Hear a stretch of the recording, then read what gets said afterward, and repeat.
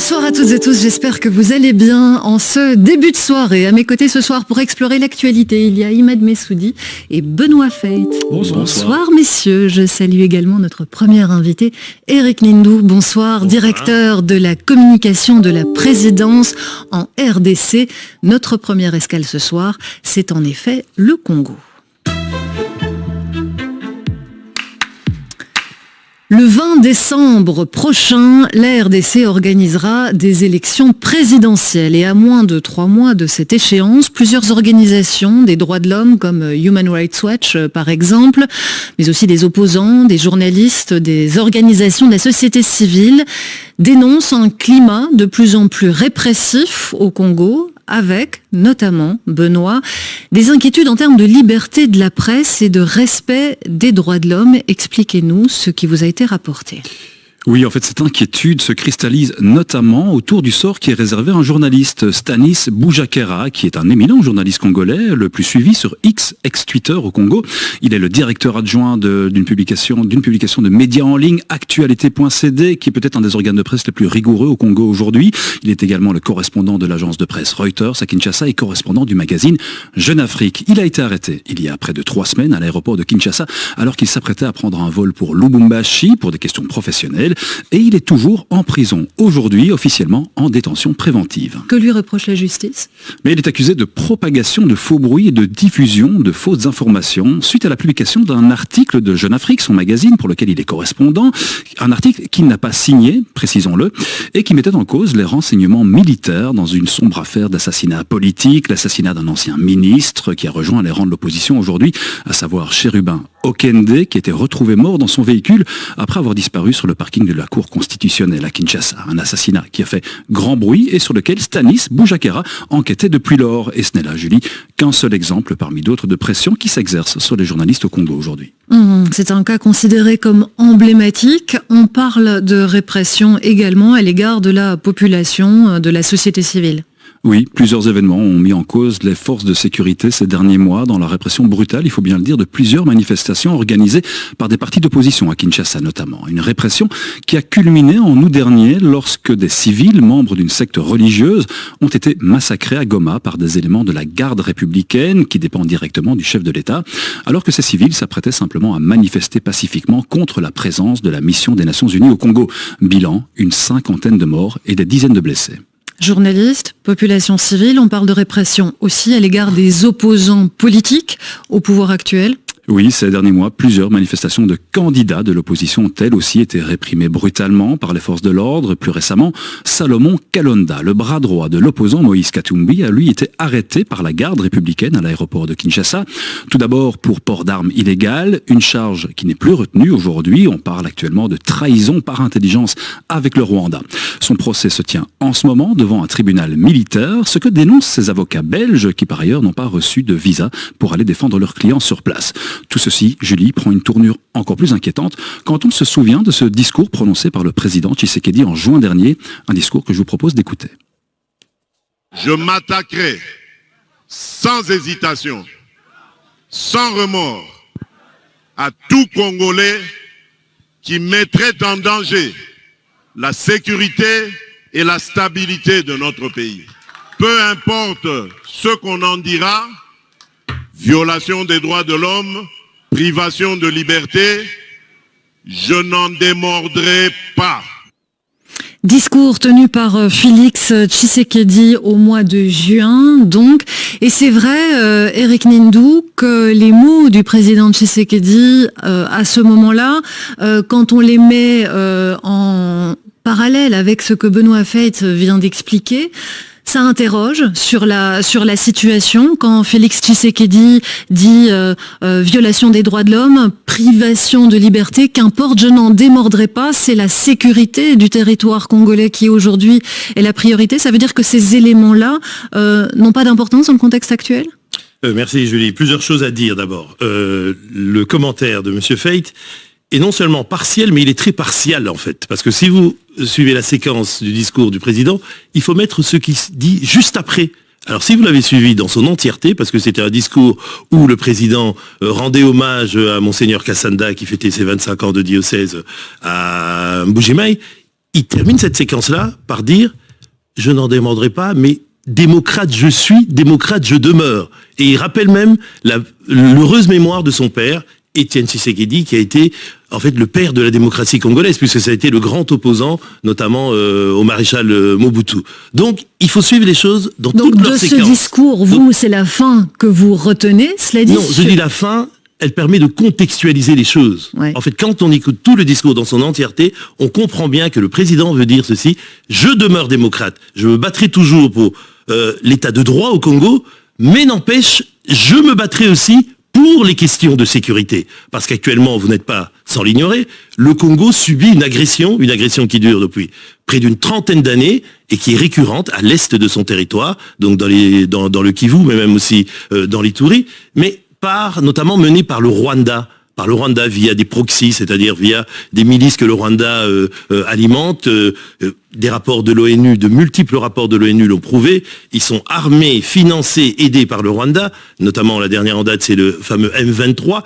Et ils pillent, ils tuent, ils violent à l'est du Congo. Et c'est cette menace sur la sécurité du territoire congolais qui justifie ce qu'on vient d'entendre dans le compte-rendu que Benoît Feith vient de faire, c'est-à-dire... Non, qui ne justifie pas, parce que ça aussi, c'est pour ça que je disais partiel et partiel. Partiel, parce que j'ai l'impression que c'est le point de vue un peu de l'opposition congolaise, mais bon, ça, l'opposition, je peux comprendre, mais pas un journaliste talentueux comme Benoît Feith. Et partiel, pourquoi? Parce que, comme je dis, on sort les choses de ce contexte, et puis surtout, on pointe certaines questions, mais comme vous l'avez dit. Prenons les choses point par point. Oui, voilà, prenons les choses point par point. Un journaliste, un des plus suivis... Absolument, que je connais personnellement d'ailleurs. Un des plus suivis au Congo, un jeune journaliste très talentueux. Qui ne signe vraisemblablement même pas l'article incriminé et qui se retrouve aujourd'hui en prison. Est-ce que c'est un message du pouvoir congolais?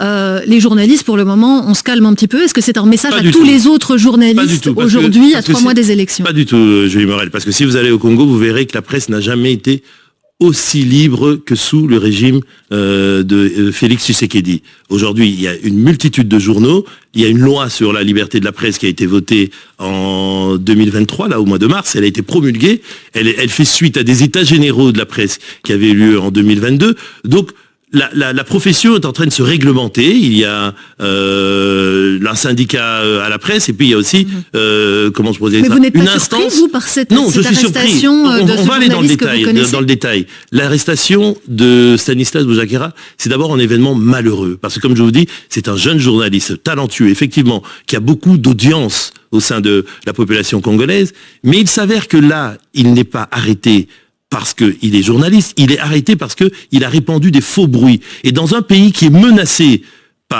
pour son intégrité territoriale... Mais Eric, attendez, laissez-moi terminer la séquence.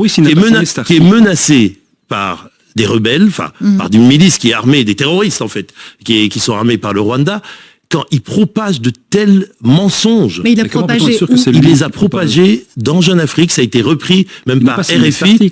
Pardon ? Il n'a pas signé cet article. Mais l'enquête, je ne suis pas enquêteur, mais l'enquête a prouvé que c'était lui qui était l'auteur de cet article. Un article qui n'a jamais été écrit par l'ANR, l'Agence nationale de renseignement, c'est-à-dire les services en quelque sorte. Symboliquement, donc c'est un article qui peut conduire à la déstabilisation d'un État. C'est pour ça que Stanislas aujourd'hui est sous mandat d'arrêt.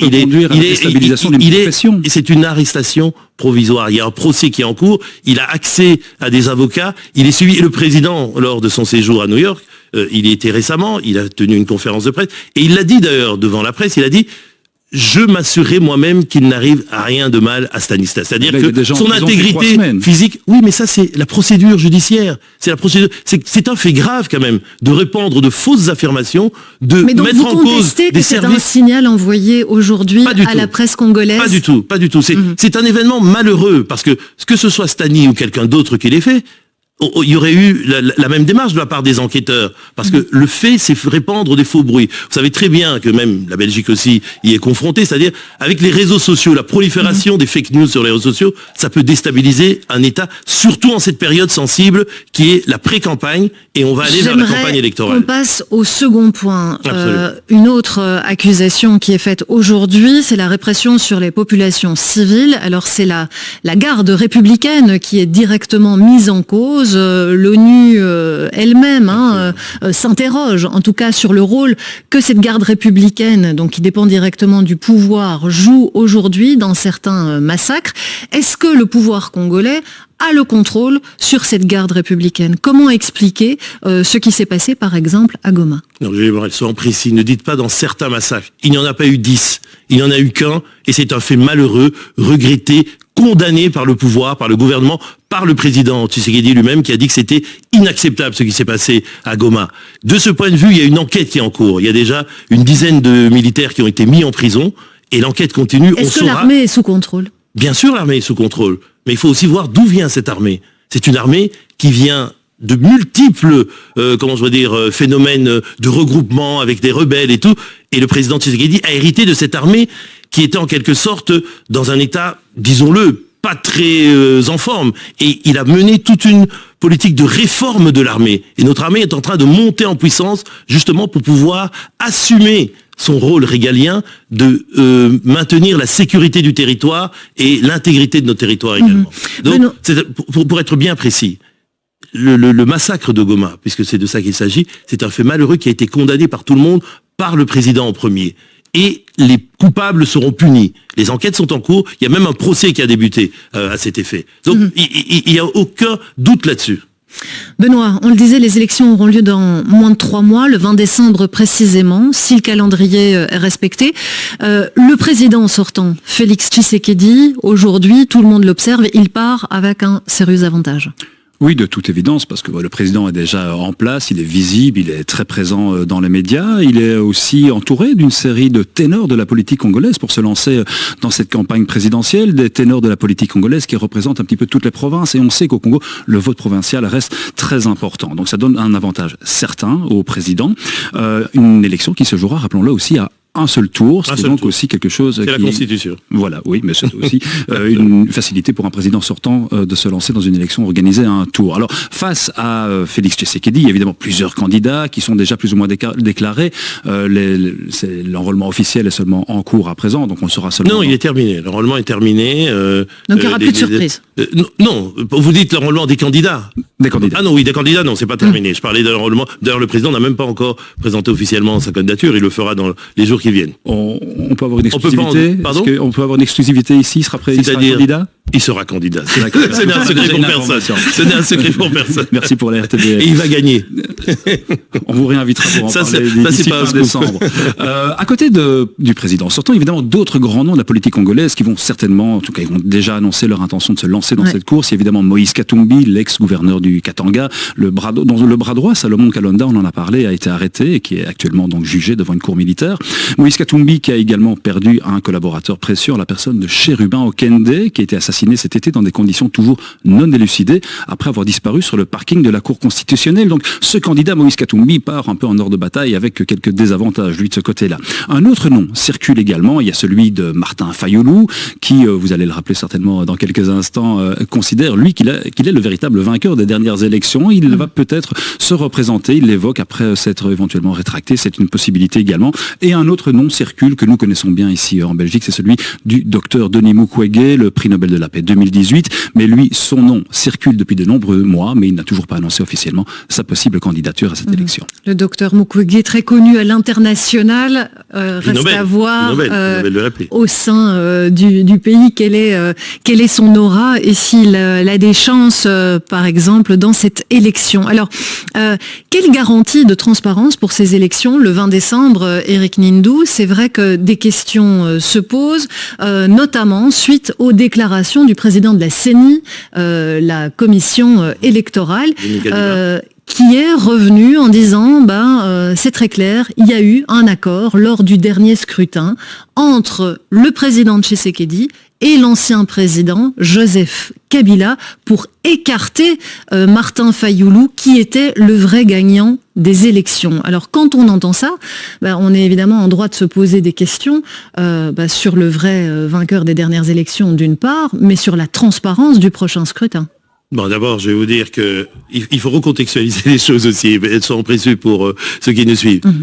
L'actuel président de la CENI, c'est Denis Kadima, quelqu'un d'une intégrité, je veux dire, inattaquable. Il est connu comme étant un expert mondial pour avoir mené des processus électoraux dans de nombreux pays, et c'est lui qui est à la tête de la CENI, la Commission électorale nationale indépendante, et il a mis en place un processus transparent et qui va mener à des élections justes, transparentes et honnêtes le 20 décembre prochain.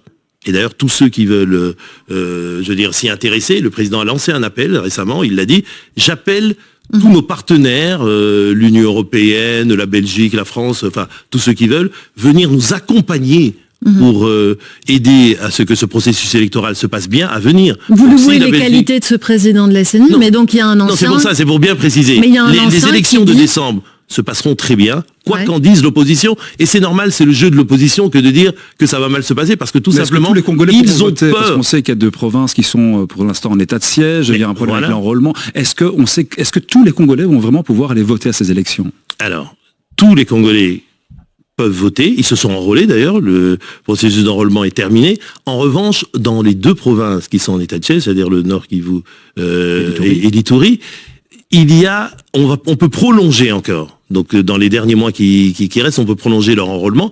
Mais la véritable question là-dedans, c'est la question de la paix, c'est la question du cri de la RDC qui demande à la communauté internationale de faire pression, de même d'avoir des sanctions sur le Rwanda pour que le Rwanda arrête de financer le M23 et que la paix revienne dans ces deux régions. Et de ce point de vue-là, les gens pourront s'enrôler. Donc il faut voir la cause et pas simplement voir l'effet qui est que les gens ne puissent pas s'enrôler. Alors revenons sur la les question de la élucubrations transparence. de Monsieur Nanga. Monsieur Nanga, c'est l'ancien président de la CENI, Commission celui qui était électorale nationale président de la CENI indépendante. en 2018, Oui. lors de l'élection du président Tshisekedi. Mais donc qui a vécu les choses de Oui. l'intérieur, a priori. Mais qui est un peu un drôle de bonhomme. À l'époque, il aurait, soi-disant, cautionné une tricherie, il n'a rien dit durant 5 ans, et puis là, subitement, boum, par l'effet du Saint-Esprit, il vient déclarer que, n'oubliez pas que M. Nanga est aussi sans doute candidat à l'élection présidentielle de 2023. Donc c'est pour ça que M. Nanga répand de fausses rumeurs, des fausses nouvelles. Et ce n'est pas nouveau. Dès 2018, des gens ont répandu cette nouvelle. Vous le savez très bien. Fayoulou l'a dit. Il l'a crié à tue-tête, mais personne n'a présenté le moindre début de preuve d'une fraude. Donc 5 ans plus tard, on est passé à autre chose. Surtout que durant ces 5 ans, le président Tshisekedi, il a travaillé. Il a donné au Congo un nouvel élan, une nouvelle dynamique de développement. Il a par exemple fait quelque chose qui était dans la Constitution mais qui n'avait jamais été appliqué, c'est-à-dire la gratuité de l'enseignement de base. Ce qui a permis à 6 millions d'enfants, notamment des jeunes filles, de retrouver le chemin de l'école. C'est quelque chose de formidable. Il vient de lancer ce que vous connaissez tous ici en Belgique, de manière, je veux dire, presque évidente, ça vous étonne pas, on appelle ça la mutuelle. Quand vous êtes malade, vous allez, il y a le système avec le tiers payant, vous ne payez pas tout, la mutuelle vous rembourse. Au Congo, ça n'existe pas. Les gens n'ont pas assez de moyens pour se faire soigner. On vient d'introduire un système de couverture santé universelle qui commence par la gratuité de l'accouchement et des soins pour les nouveau-nés. On entend, Donc, et c'est voilà. logique que Et vous défendez évidemment tout ça pour le vous bilan. dire quoi, Madame Oui. Morel, pour vous dire On que terminera quand avec je ça. dis que le président Tshisekedi va se présenter bien sûr et qu'il va sans doute gagner les élections, enfin j'en suis certain moi, mais bon, on laissera les élections se dérouler en décembre 2023, c'est parce que il a travaillé, il a un bilan positif qui est reconnu par la population congolaise. Il y a 2000 ouvrages qui sont en train d'être construits dans les territoires à partir d'un C'est un programme qu'il a bilan lancé. que vous défendez, et Absolument. évidemment, on le comprend. Merci en tout cas d'être venu répondre ce soir dans notre studio aux différentes accusations, qu'elles viennent de l'opposition ou encore des journalistes. Merci aussi à vous, Benoît, d'être venu. Mais on invite les faire journalistes, à la le RTBF point. aussi, à venir couvrir ces élections. Vous serez les bienvenus parce que on veut le